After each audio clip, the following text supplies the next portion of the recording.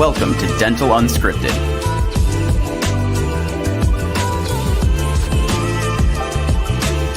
Where Mike Dinzio and Paula Quinn break down the practice ownership journey, one episode at a time. Starting up, buying, and running a successful dental practice.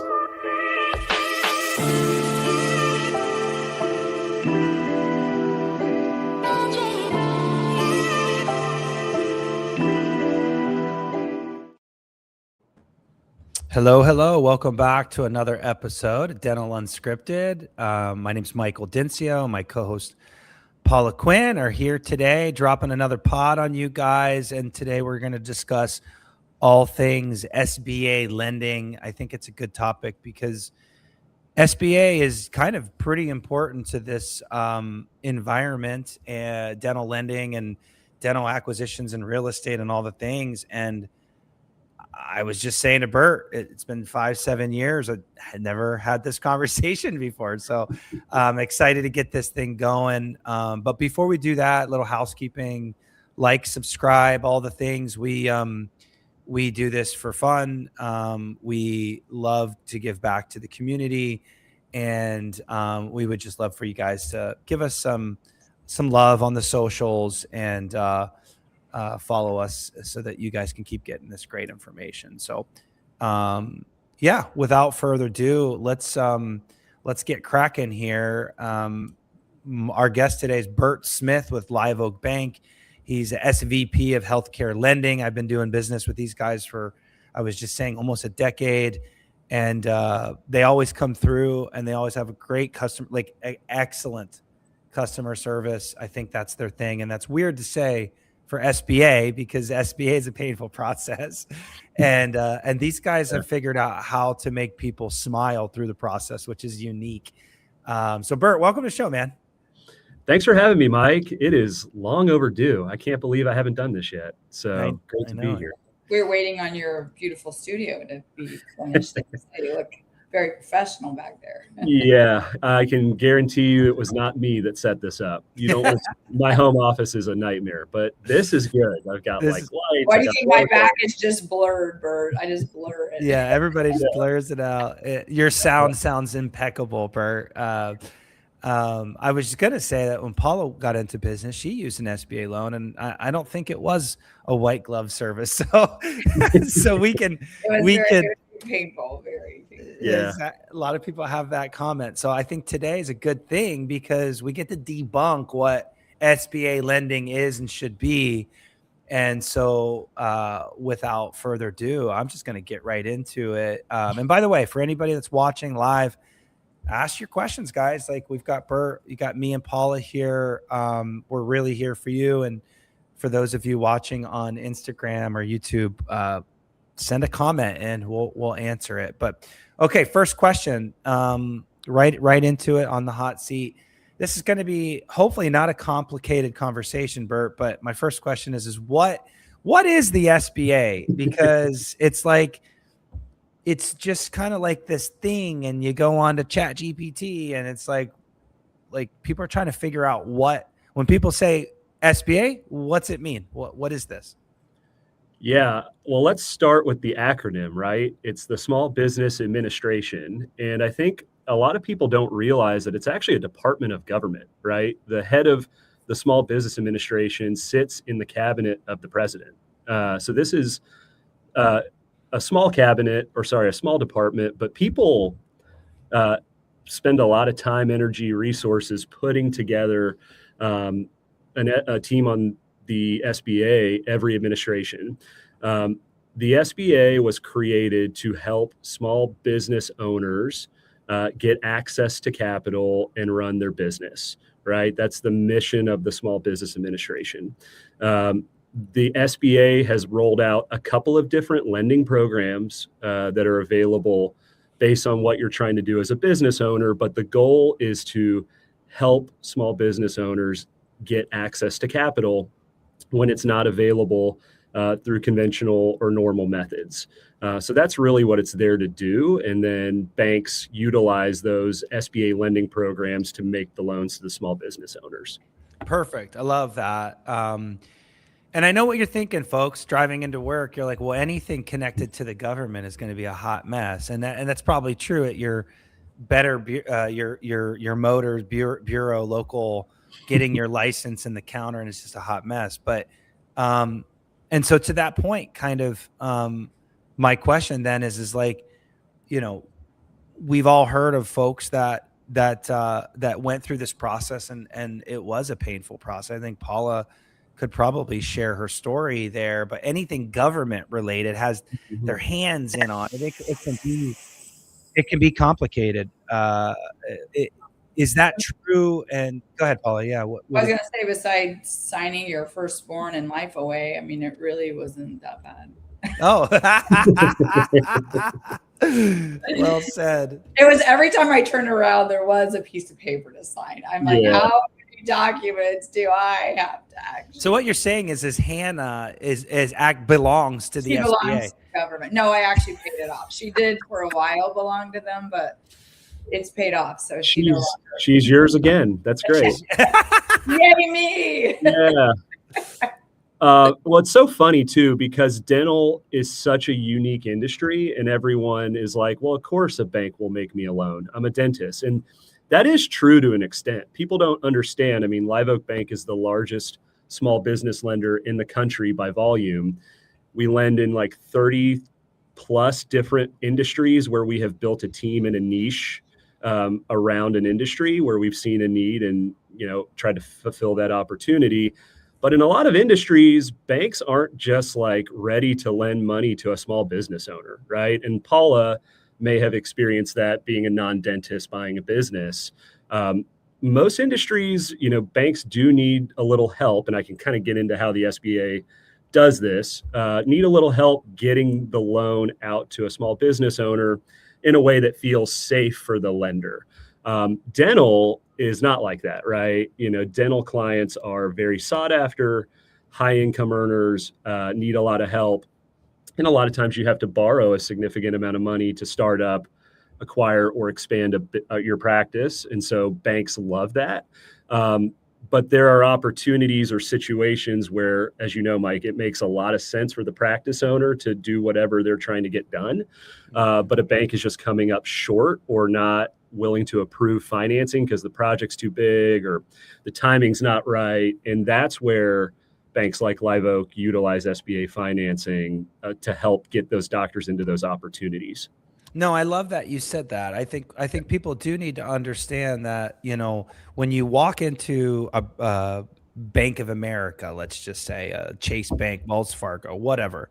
Big banks. You walk into big banks and you want a loan. And if for whatever reason that particular bank feels that you don't qualify for their rules, their underwriting requirements, then those banks can go to you or the SBA and say, hey, we would like for you to participate in the risk of this loan, Mr. Government or Miss Government.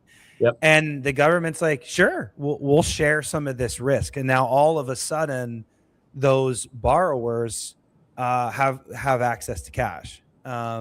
Would you like to break that down maybe even better than I just did? I don't know if I can. That's exactly what happens, right? When you get an SBA loan, the bank is getting some sort of assistance or guarantee from the federal government or some sort of enhancement to the credit that we're offering that makes it a safer loan for the bank in the unlikely event that something goes wrong and the loan defaults. And that's how we're able to get the loan out to the customer when conventional financing is not available. Is it too weird or too like maybe out of your element to ask like, why is the government willing to do that? It's a great question. Yeah. Small businesses and they're like willing to just so that there's more small businesses out there. Small business is a bipartisan political issue, right? I don't want to get crazy. You're never going to hear anybody running for federal office or state office say, we really want more business to be done at big corporations and less to be done at small businesses, right? Like, exactly. Yeah. Nobody is coming out and saying that. So it is a politically motivated thing, but I do think it's a benefit to society, right? The ability for you to have access to capital as a citizen of this country, formerly a lawful permanent resident, but currently you have to be a U.S. citizen to get SBA financing. Oh, we're going this way. Yeah. We don't have to, but just calling that out, that's a recent rule change. That is, a good thing, right? Small business is the bedrock of American society. Well, I was happy I got, to partake in that for sure. Yeah. Right. Paula, you bought a business, you employed people, you paid your taxes, you gave your employees benefits. I mean, all the things. And without that, maybe support, there wouldn't be as many small businesses. Right. That's a fact. I do want to mention though, like, when you walk into those banks, and it doesn't have to be the big box banks, it could be any bank. Yeah. There are three participants in these loans, right? Can you kind of explain that? What I mean by that is you got the borrower putting something in, you've got the actual bank putting something, and then they got the SBA. Can you explain that participation kind of agreement or structure? Because it's pretty much the way SBA loans work, right? Yeah, that is absolutely correct. And the two flagship programs in the SBA world are the 7A loan product and the 504 loan product. 504 is what we call it. The 7A product is what we specialize in the most at Live Oak. It is a very flexible loan product. You can use it to acquire a business, start a business, buy real estate. And the way it works is the bank is going to make you, the small business owner, the dentist, a loan. And we will obtain a 75% guarantee from the federal government saying that, if something goes wrong and there's a default, if we liquidate all of our collateral and, try to recoup as much of the money as we can, whatever we're still left out of at the end of that, 75% will get repaid by the federal government if we made a valid qualifying loan and did all of our paperwork right and, use the program in the way that the federal government wanted us to use it. That 75% guarantee allows us to do things and get comfortable with opportunities that other banks, bigger banks, just might not want to do. And Michael knows every project we've worked on, it's usually a bigger real estate project, ground up construction, somebody that's growing faster than a big bank likes, and they need funding with less money down or, a longer term, and we can help the client get that done with terms that are reasonable.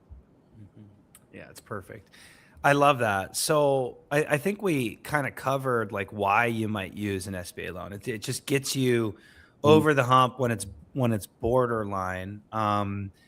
But I will say that when you go on ChatGPT or Google or whatever and you search, is it a good idea, or Reddit's a good one, right? It's like, Oh my God, like SBA nightmares, right? And I think we should probably discuss the difference between a preferred lender versus kind of like Joe Schmo's bank down the street who does some SBA lending. I mean, you just mentioned Live Oak.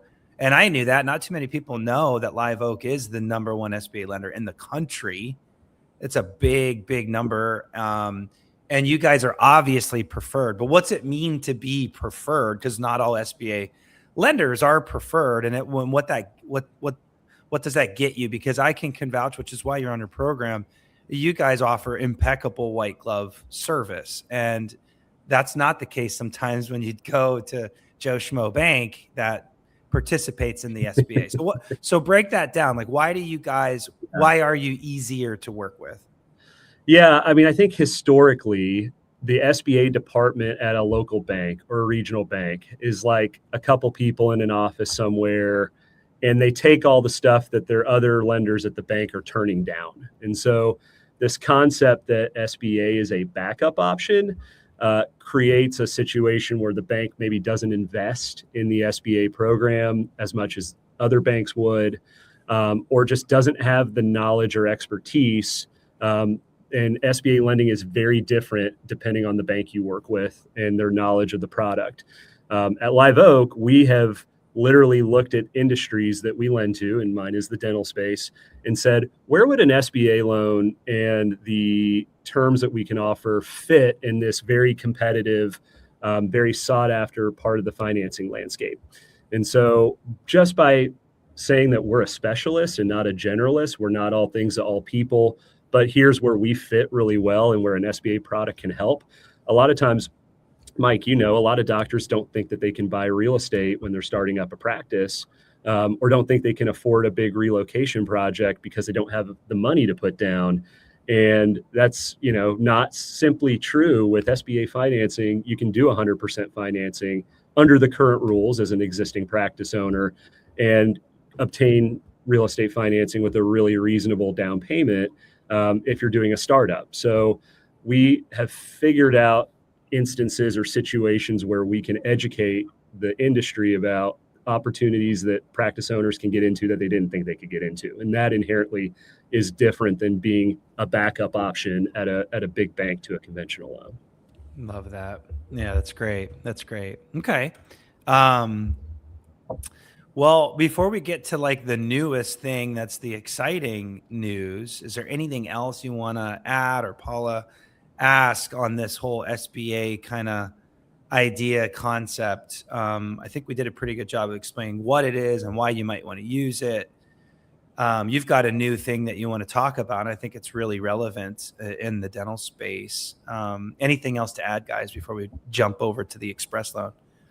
Would this be also, I know you're going to explain your products and kind of your new one, and you explain that, rather than be a backup plan, this is, if someone's buying real estate or moving, there are different projects, this would help with affordability. But can doctors who maybe have been turned down for traditional loans due to credit or a history of some unfortunate events, is this also an option through Live Oak for an SBA loan?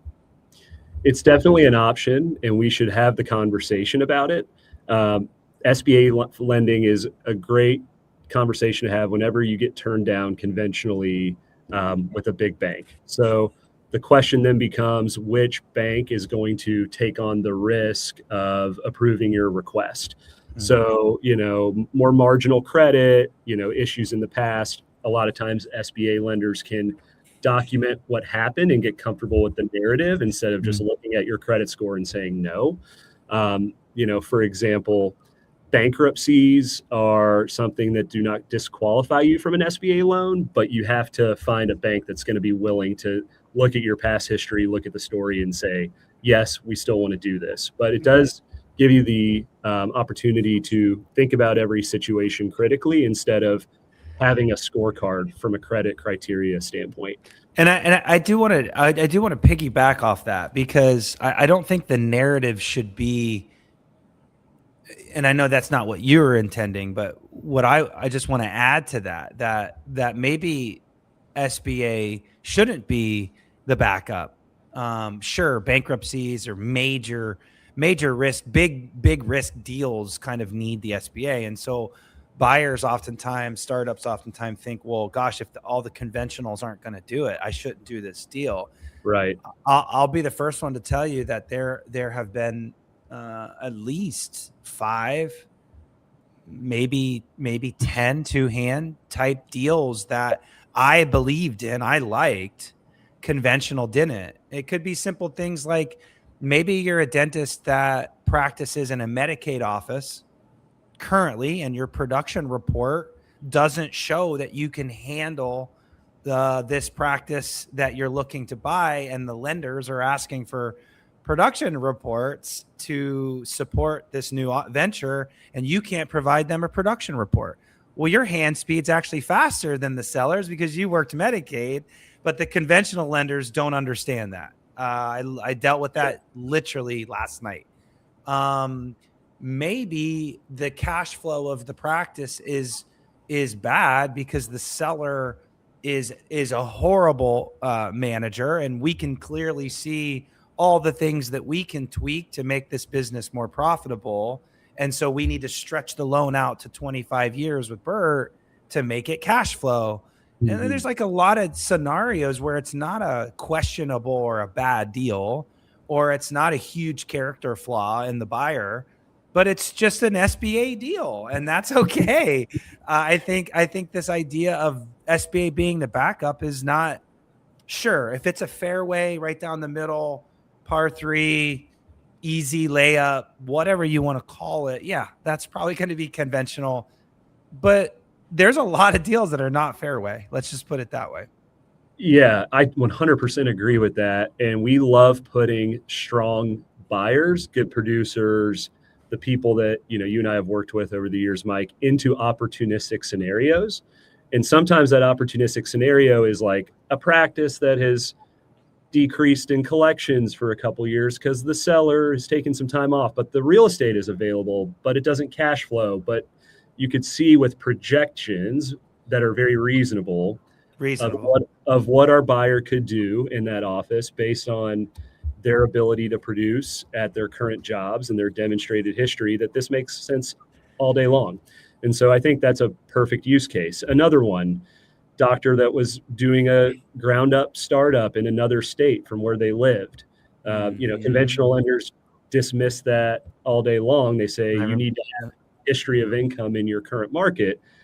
We looked at it and said, okay, wait a minute. Like, why are you moving to this other state? Well, it turns out both their families are from there. Like they have siblings that are practicing dentists nearby. And so it's like, okay, is there really that much risk that these two are not going to be able to obtain employment when they move from one state to another? And so I love digging into the narrative and having the debate about what makes sense for the customer. And the SBA product and that guarantee you get from the government allows you to do that. Yeah, great idea, or great examples. I'll even say, Paula's practice that she bought was not the prettiest practice on paper, and even if Paula was a dentist, now thinking about it, maybe the conventional lenders may not have still even given you a loan for that practice. Turned out to be one of the best things that you ever did, right, Paula? I mean, financially. So you probably would have been SBA anyways, and that's a perfect example of that. So, So okay, let's get to the real reason that this podcast has existed, and you've got some exciting news about a product that I haven't taken advantage of, but I will in the future. I know it. So walk us through like this express loan that you just released. It's kind of hot off the press. Yeah, it is. So the SBA has always wanted banks to focus on smaller dollar opportunities, right? The limits of the SBA 7A program right now allow one business owner to borrow up to $5 million. There's a way we can go beyond that with non-SBA money. We can get into that on another podcast. But, the government says, hey, we want businesses that just need, a couple $100,000 to, expand or consolidate credit card debt or, pursue a new opportunity. We want these programs to be used by banks for those types of opportunities as well. The challenge was that it took the same amount of paperwork, time, and energy on the bank's level to underwrite a $200,000 SBA loan that it did a $2 million SBA loan. So the federal government kind of took that feedback and offered very streamlined underwriting requirements for smaller dollar requests. And this has been kind of unfolding over the last couple of years. Live Oak Bank has responded to that initiative and has built a team that we call our Express team. The Express team can get you an SBA 7A working capital loan of up to $350,000 on a 10-year term with no prepayment penalty, no requirement to refinance or pay off any of your existing debt. And no firstborn. Hannah's safe. No firstborn, no real estate as collateral for this smaller loan product. Right? Charlotte and Hannah are safe. This is great. And my house. And your house is not on the hook. Yeah. And your house. And so we can make that loan. It's money in your bank account. we're cash. It's we're cash. That's what you mean. Yeah, it's Yes. cash in your bank account. Cash. Yeah. Cash in your bank account, and it's available in all SBA eligible industries for established businesses that have positive cash flow. In the healthcare and veterinary space, Live Oak Bank has also decided to make these working capital loans on a pro forma for new business owners. So if you're a doctor that recently acquired a practice and you're doing well 3 to 6 months in, but because of insurance timing, reimbursement timing, you might need a little additional money. Live Oak can underwrite and approve this loan pretty quickly, like a couple business days from application to approval, 2 to 4 weeks funding timeline. Wow.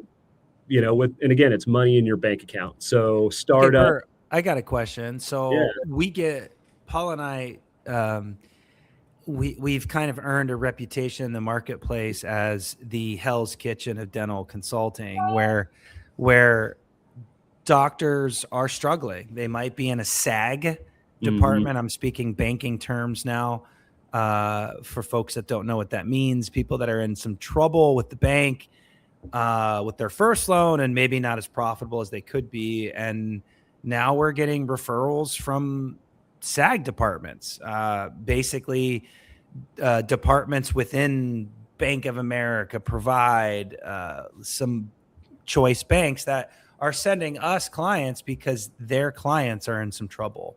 Yep. And so I'll ask, this is the perfect example of potentially an SBA reach out help where they need to finance us. They need to finance a better marketing strategy, and they might need something refinanced, an equipment loan refinance, because some freaking Patterson rep sold them on a 3-year term of a freaking whatever, and now they can't manage their bills. They need help and they need marketing. That's a perfect example of what maybe this express loan could do.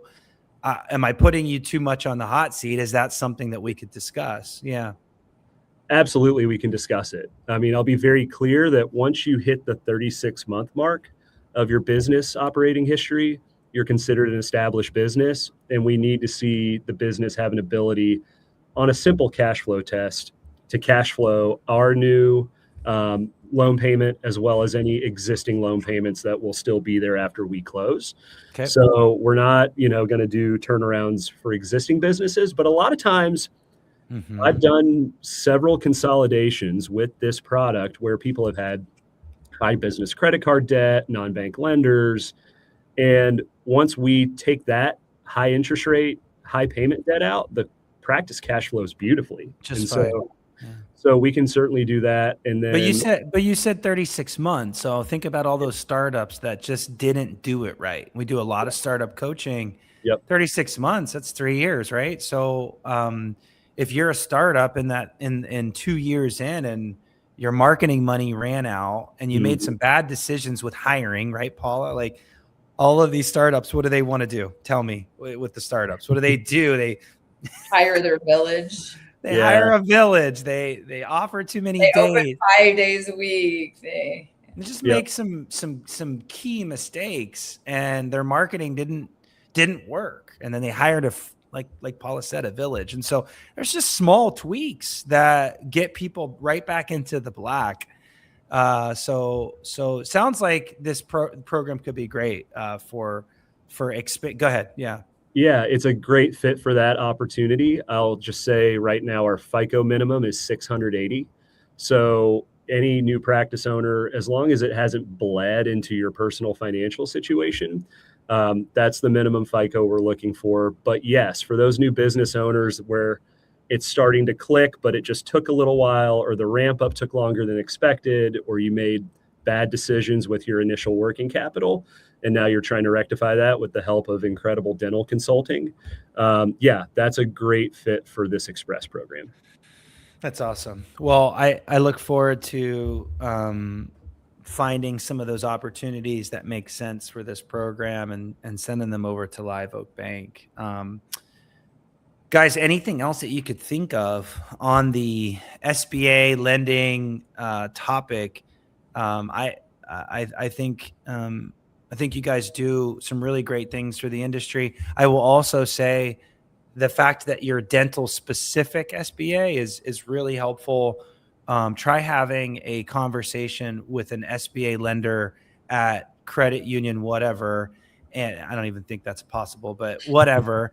And discussing production gaps and dental equipment that costs $250,000. Like it just, these conversations go right over their head. So you want to work with a dental SBA lender. Live Oak, of course, is that. And anything else, Bert, that you'd like to add to the description below when we post this up there? And last comments. I think we covered it. If anybody wants to reach out to me to discuss an express loan or look at their next project, just reach out. Get my contact info from Mike. That's right. That's right. Well, thanks again, guys, for enduring another bank conversation. But it's so important that you guys can get access to capital so that you can continue to grow your business. And the smart people use other people's money, and fantastic folks like Bert and banks like Live Oak help you do that. And we should all be grateful, with incredible terms and great customer service. So without further ado, let's shut this bad boy down. Reach out if you can think of any opportunities for Bert, and we'll catch you on the other side. Bert, thanks so much for your time today. For joining, Bert. Thanks, Mike. Thanks, Paula. Talk to you soon, guys. Bye.